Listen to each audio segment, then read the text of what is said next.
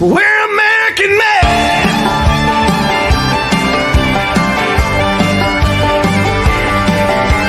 Dance hall, good time, sipping on moonshine, covered band, tearing up CDB. Down home, mama, child, living that good life, backseat grooving. We'll get that ass moving, and black country music is the way it ought to be. I said, hey, hey, cheers to another day. Here's to the redneck getting that paycheck, with the neon buzzing in the long neck. There ain't no stopping, we'll take it to the grave. We're American made.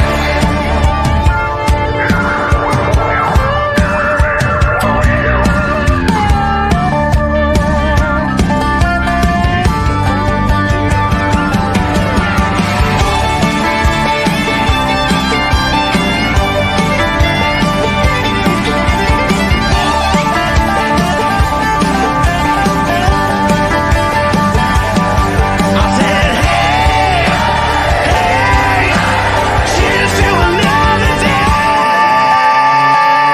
Here's to the redneck getting that paycheck, with the neon buzzing in the long neck.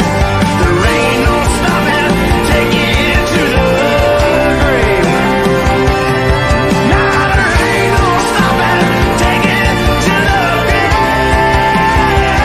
We're American made.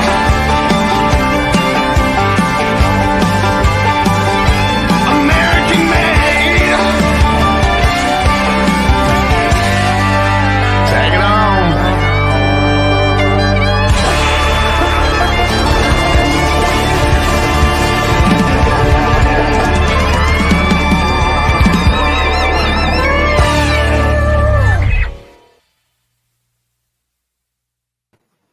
Good evening, everyone. My name is Christopher Gergen, and this is Loren Live. Joining me tonight, as always, is Mr. Loren Culp, who's running for Congress in Washington's 4th Congressional District. Loren, how are you tonight? I'm doing great, Chris. Happy New Year to you and everybody out there that's watching. Yes, Happy New Year. My New Year was absolutely boring and uneventful, and it split from, the older I get, the less I want to go out. Right. I'm, you know what I mean? I don't know. Maybe you're not that way. Maybe you like to party all night long, but not. Oh, me. yes, right. No. I don't know. Remember the last time we went out on New Year's? We usually just stay in, and in fact, it's very rarely that I'm up at midnight on New Year's.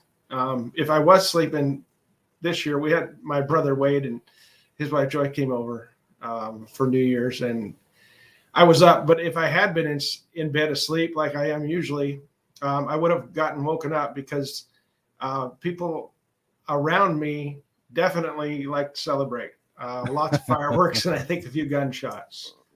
Right. Yeah, well, being here in Las Vegas where I am, there's no shortage of fireworks and people celebrating. So I was up, but I was not in the party. There was no party atmosphere around here. Right. That's for sure. Yeah. That's for sure. But we do have one thing today to celebrate.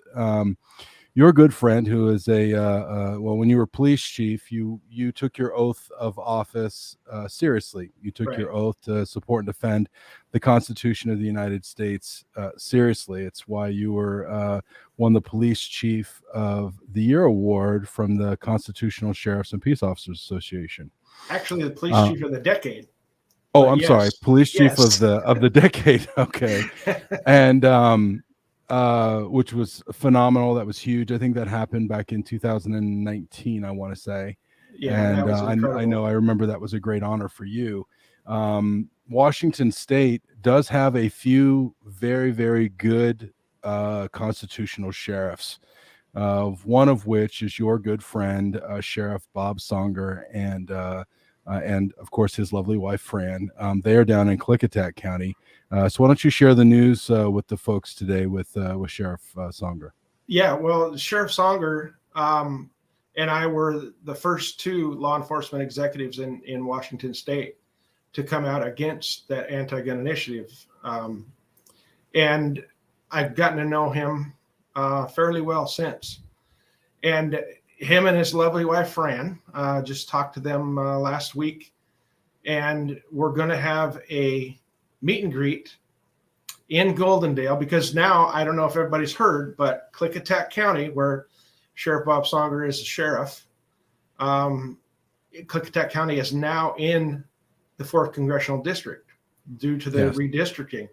So very, very happy to have all the folks from Klickitat County in this district. And we're going to be down there on February 26th. So anybody close, anybody far away, mark February 26th. And we're going to have details coming out about where it's at and how to get there and all that. Yeah, and this is not going to be just a small little meet and greet. It's going to be there. Well, we can find a venue. We're going to be working on the venue here this week, getting that locked down. But it's going to be fun, music, food. It's going to be a really good time, and we hope that all of you can come out and join us. Sheriff Songer also gave you his full endorsement today, didn't he? Yes, absolutely, he did. Yes, and I'm very honored to be endorsed by Sheriff Songer. He is basically a legend in law enforcement. He's been in law enforcement over 50 years. 50. So yeah, and he's still going strong. Yep, still the sheriff in Klickitat County, and a darn good sheriff. You know, he's one of these sheriffs that tells the state or the federal government, which side of the road they belong on.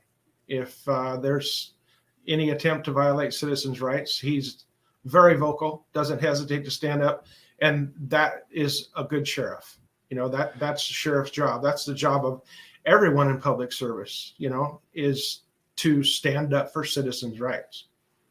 And Sheriff Songer does I'm not that. sure on this. I'm going to go out on a limb here, Mr. Culp, and say that the governor and Bob Ferguson probably didn't send Sheriff Songer a Christmas card this year. Yeah, I kind of doubt that. I know that they know who he is. 100%. But yeah. Yep. Yeah. No Christmas cards, I'm sure. No, there's definitely no love lost there. And, the governor's office in Olympia, as well as this attorney general, who's a thoroughly corrupt attorney general, just a really bad guy.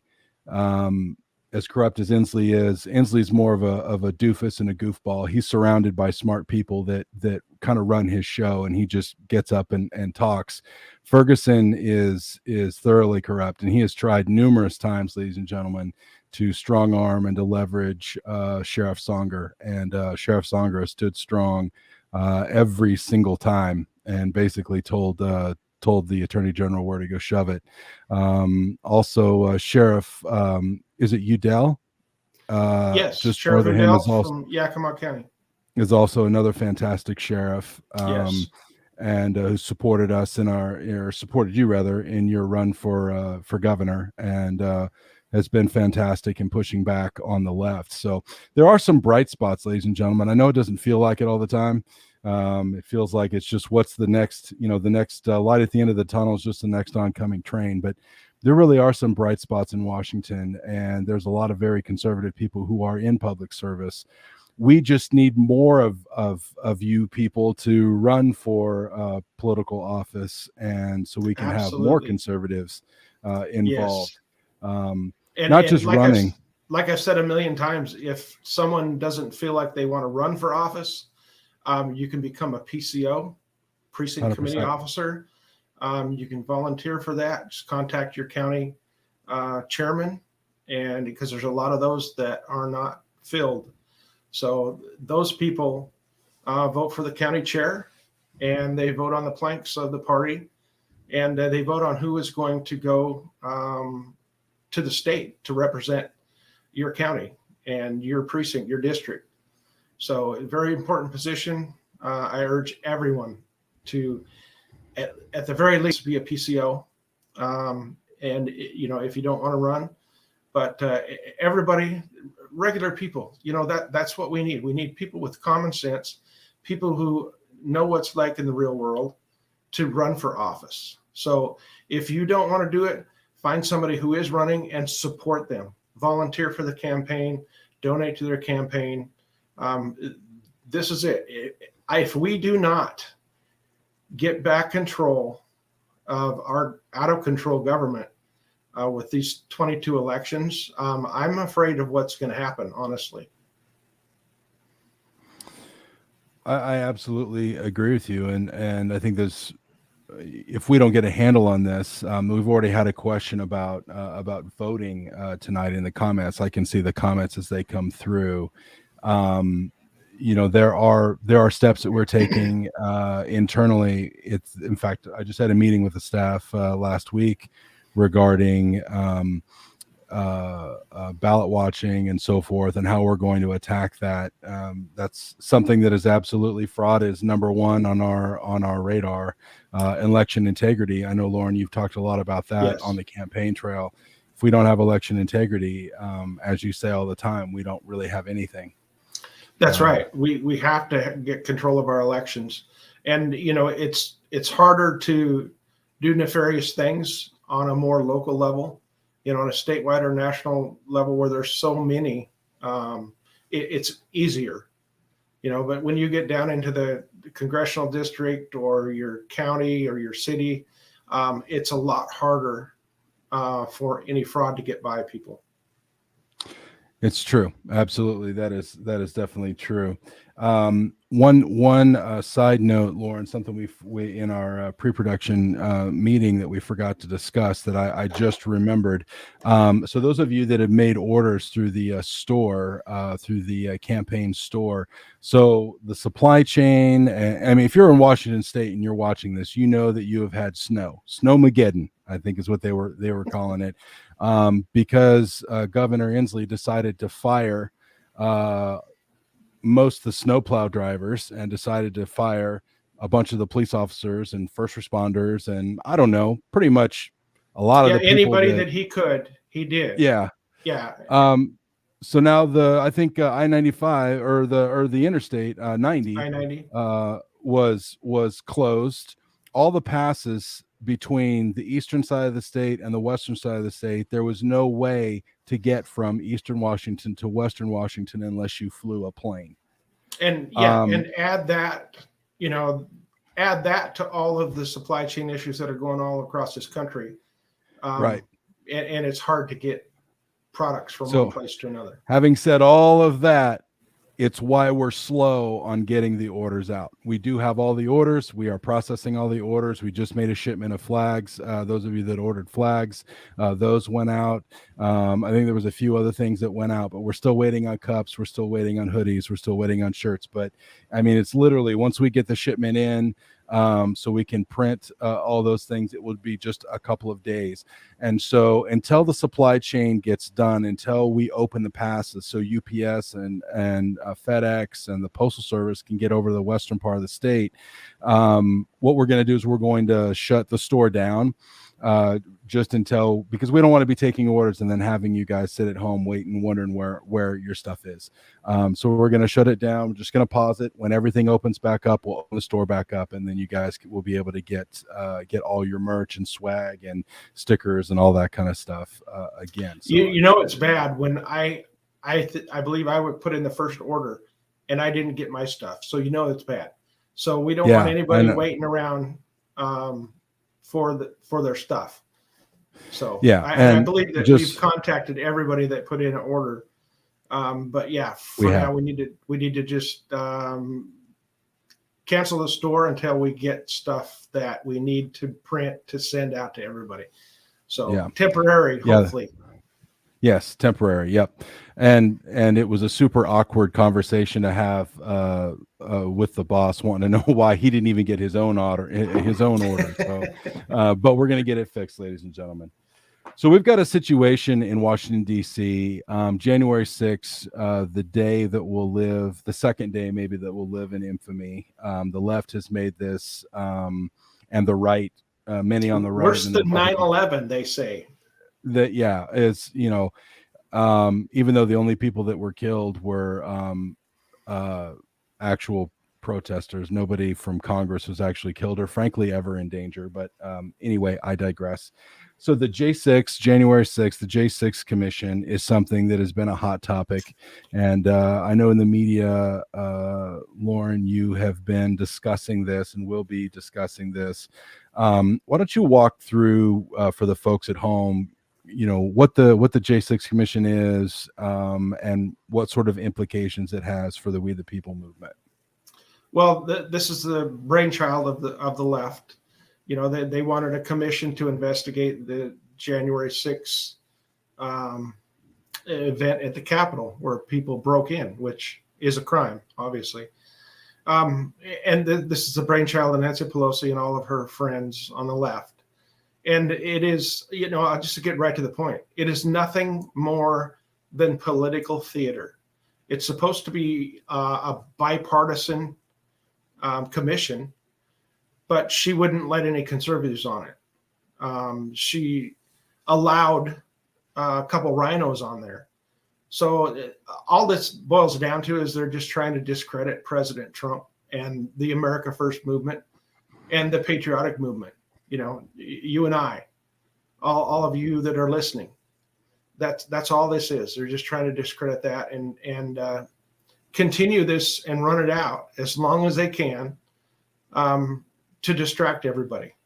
They're even they're going as far as requesting private communications from people in the media, which is, to me, is a huge violation of the First Amendment.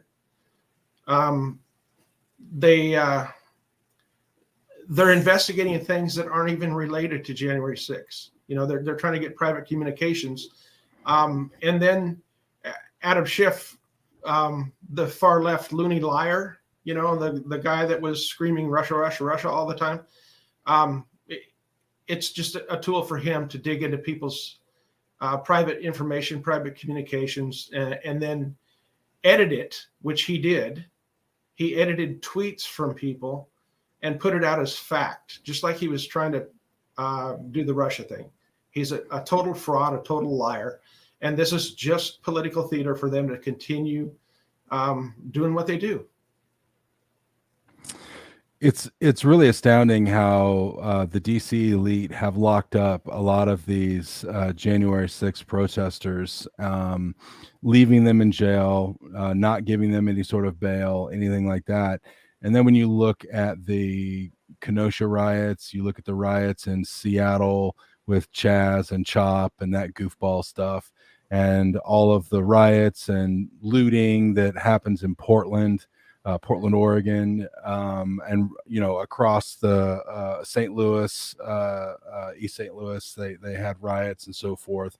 Why are it's interesting that I think the question needs to be asked: why are none of these people being prosecuted? Why are they not just being left in jail like the January 6th?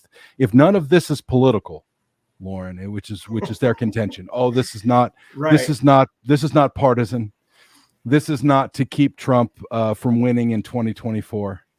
This is all just from the goodness of our heart. We want to protect the American people. That's their narrative. And it's a lot of baloney because I have to keep this G-rated tonight. But, yeah, their whole thing is, never let a good crisis go to waste, right? And they're running this out as long as they can. And so if you're on the far left and you agree with their policies, then you're okay. It's just a summer of love.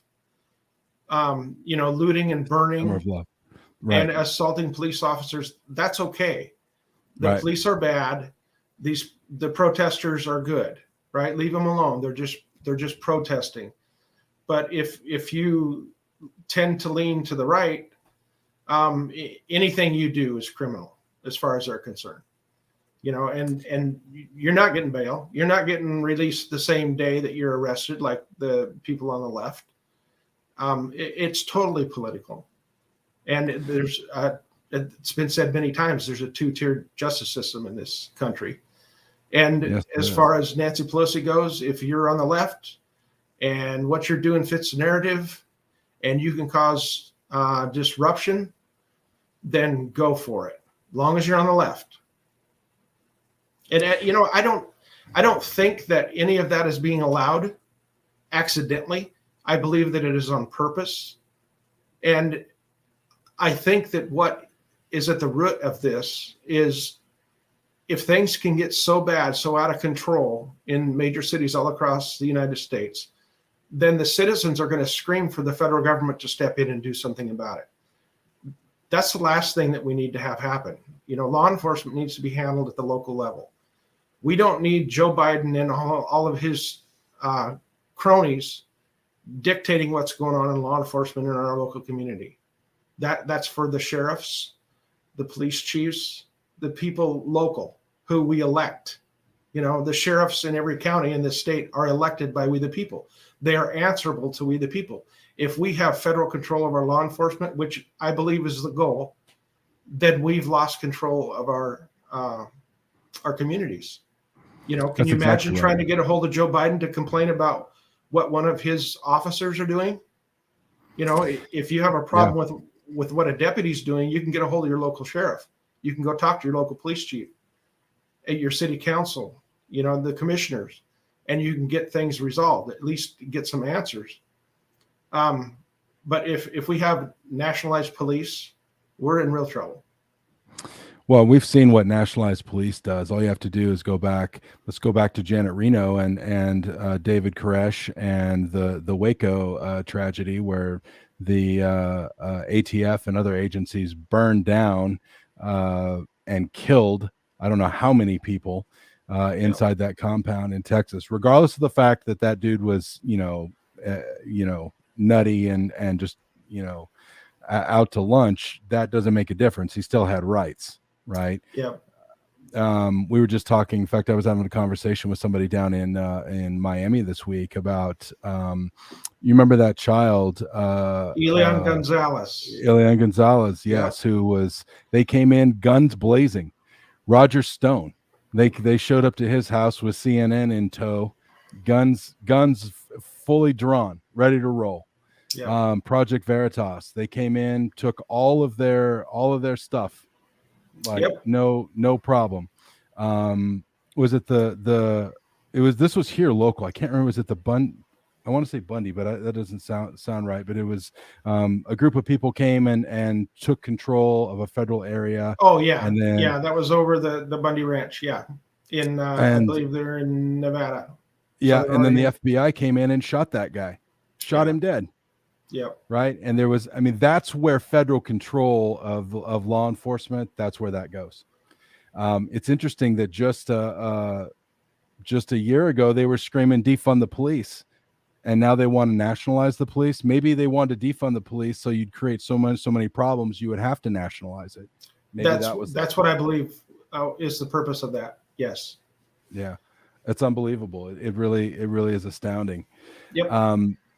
So this entire J6 commission sounds a lot like Russia, right? Except now absolutely. It's insurrection. That's what they say. Yes.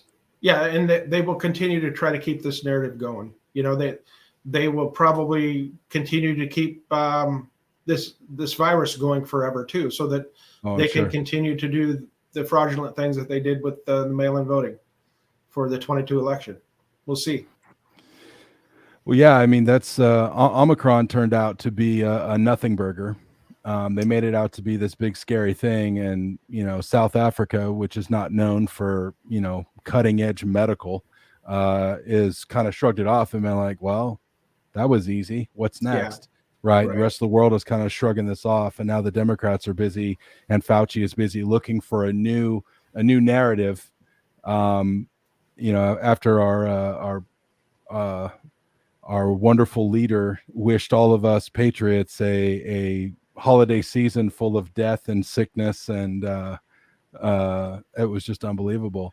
Well, I believe that once we take back control of the House and the Senate, that there will be investigations under what Fauci did, because I believe he's a liar. Oh, 100%. Yeah. And so there will be investigations, and real investigations, not political theater. And not only that, but a lot of other things. So this last thing as we conclude for tonight, there have been now 24. So all the signs, as long as Republicans don't screw this up, which, ladies and gentlemen, is a distinct possibility. But as long as the Republicans don't screw this up, it looks like Republicans should take the House in 2022 and take the gavel back. We will be sending Mr. Culp to Congress to replace Dan Newhouse, who voted to impeach President Trump, voted for the J6 Commission, voted for illegal immigration, voted for red flag laws, voted for all these different things. So there's going to come. It doesn't end. It's a never-ending list. It is. I've looked at his voting record ever since he's been in there. He votes 40 to 50% of the time with nasty Nancy Pelosi and all the leftist Democrats. So it will be an honor to replace him and represent the people of the 4th District for sure. So very good news, Mr. Culp. 24 Democrats, many of them senior Democrats, have already retired. Another one just retired today, making 24. Several Republicans have also said, I'm going to retire because they know that they're in trouble. Yeah, some of those were Republican in name only. And correct. So happy to see them go. Happy to see them go. And we need to make sure that they get replaced with real constitutional conservatives who will serve we the people. How would you feel if Dan Newhouse came out and decided to retire? It should have happened a long time ago, but yeah, I agree. Let it happen. I think that the Democrat who's running in this race will probably beat him in the primary. That would be absolutely awesome. It would be. I mean, it would be the one time that I'm rooting for a Democrat. I'll tell you that. Quietly. I don't want. Yeah. Don't let that get out. Well, in that poll that just came out, there's only a couple points separating Newhouse and the Democrat challenger. Less than one. Less than 1%. I'm way ahead of them, which is great. Thank you, everybody. I appreciate the support. But yeah, he might not even make it through the primary. It's absolutely abhorrent what he did. Like you mentioned, the red flag laws, voted for it. Voted to increase people coming across the southern border. It just never ends. Voted for the January 6th Commission, which has been ongoing for, about a year, right? Yep. It's pathetic. And he represents, supposedly, the most conservative district in Washington State. And Liz Cheney, the one that he empowered by voting to support that, who is leading the charge for the Republicans on that J6 Commission, never misses an opportunity when she gets on television to punch Trump in the face. Every single time I see her on television, she's punching Trump in the face. And that is a political calculation, Mr. Culp, I believe it is, that their side of the field, the Newhouses, the Cheneys, those different people over there, they are punching at Trump because they know a Trump 2024 election goes to Trump and by a big windfall, and that means bad news bears for all those people that were on the wrong side of that conversation. Absolutely. And there's so many of them on the left that actually believe that Joe Biden got more votes than Obama did. Right. In less counties. Yeah. And for some reason, his poll numbers are in the toilet, right? Somebody who got the most votes of Obama got I forget how many votes he got, but he got an astronomical amount. Yeah, he did. And supposedly Joe Biden got more than Obama did. Yet his poll numbers, yet his poll numbers are in the toilet. It's pretty amazing, but that's what they believe. Yep. Mr. Culp, any last words for the folks before we head into the rest of the week? Yes, there is good news. I like good news. There was just a ruling that came out. I'll touch on this real quick. That just came out. The Navy SEALs, you guys probably heard Navy SEALs filed a lawsuit against the Biden administration because, the military was mandated to get the jab. And there's a lot of people that put in for religious exemptions, Mm-hmm. and the Biden administration denied their religious exemption. So every one of them. Yes. So this group of Navy SEALs got together. They sued the Biden administration. A federal judge just put a stay on that and said that the Constitution doesn't give the president power to tell them what they're going to put into their body and go against their religious beliefs. So how are we doing on time? Let me read this real quick. The statement from the judge. Judge Reed O'Connor, the U.S. District Court judge presiding over the case, stated, the Navy's service members in this case seek to vindicate the very freedoms they have sacrificed so much to protect. The COVID-19 pandemic provides the government no license to abrogate those freedoms. There is no COVID-19 exemption to the First Amendment, and there is no military exclusion from our Constitution. Amen. How about that? That's right. A judge I can get behind. 100%. 100%. And that also probably bodes well for a lot of the U.S. Marines I know that are being processed right now, because military-wide, doesn't matter all if you're branches, yes, all branches, Space Force, which is still funny for me to think of the Space Force. But sounds anyway, like a movie. It does. Army, Navy, Marine Corps, all of them, Air Force. If you put in an exemption, it was a request. Denied. It was denied out of hand, and they're starting to process people out. So, but this calls into question, and I know we're trying to get out of here, but I have to get your thoughts on this. Okay, so the United States has several different elite military groups, right? You've got, the Green Berets, you've got the Delta Force, you've got Marine Recon, you've got the Navy SEALs. Okay. Yeah. So why would you get rid of operators who you have literally spent millions of dollars and time training to be the elite of the elite? Why would you just get rid of them over a shot? Well, a weak military is what the Biden administration wants. That's what Obama wanted. He went around the world apologizing to foreign leaders, bowing down to them. Biden is no different. He wants a weak military. And that puts all of us at risk, right? He's weak on the national stage, just not only because he's depleting our military and getting rid of people who are very well trained to fight for our country and to defend us. But he's very weak just personally, just watching him on TV, watching how he interacts with foreign leaders or the press, which is not really an interaction at all. It's really sad what's going on with our country with him at the helm, and I cannot wait until we take back Congress, take back the Senate, and we can shut down the crap that he's doing. But we need a strong military, and we need a strong leader. So I guess we'll end it on that.